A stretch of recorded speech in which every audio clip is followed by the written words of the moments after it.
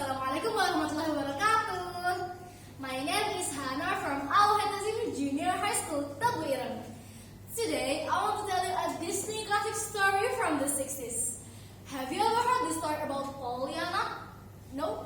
Well, if you want to know, please listen to this story carefully.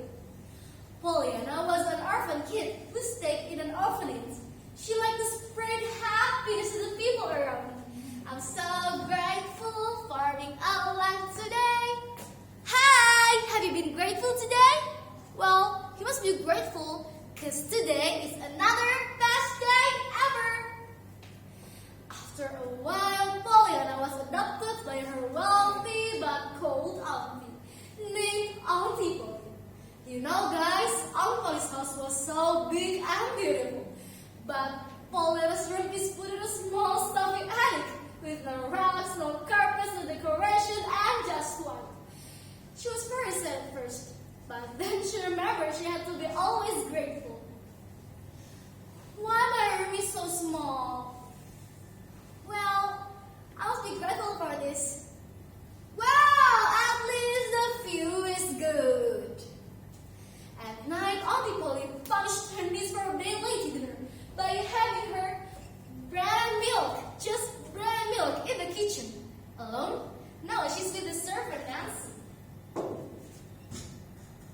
Wow, this bread is so yum.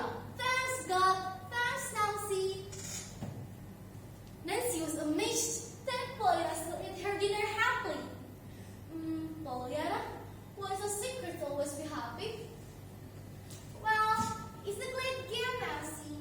My father taught me this. Once, one Christmas, I was hoping of having a gel in my sugar dough, but I just wanted to cross inside.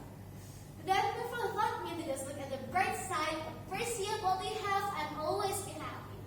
Just like me now. Pollyanna loved to stroll around the city. There she met various people, including Mr. Pendleton, a very rich man in the town who never ever speak to anyone. But magically, Pollyanna made him talk to her. I don't know how she can do that. In the following day, Pollyanna went home with a dirty weak dog. Auntie Polly didn't say a word. But on the next day, when she brought a homeless boy home, Jim, Auntie Polly was extremely cross with her. Enough, Pollyanna. After you brought a dog to my house, now you're bringing a beggar. I'm not looking for this wicked little boy in the streets. Oh, Auntie Polly, I thought you'd be glad to have him here. I'm not be glad. Will you stop using that everlasting word glad from morning till night, Pollyanna? Pollyanna was determined to save this kid from the streets, so she asked Mr. Pendleton to take the boy so she can visit the orphanage. But after a few days, a very unfortunate accident happened. A car hit Pollyanna. In the hospital, Pollyanna was so grateful to be alive. But then her spirits died when she thought that she could mostly use normal life. Oh God! What can make me be grateful for these situations? Seeing her niece crying, Auntie Polly gradually begins to cheer her up. She called her darling. Don't give up, my darling. There's still a hope. I'll do anything for you. Remember the glad game? Yeah, Pollyanna being sent to a better hospital than she learned to walk again. She learned to appreciate what has happened to her as well. Auntie Polly became very fond of her niece. She would do anything that made Pollyanna happy.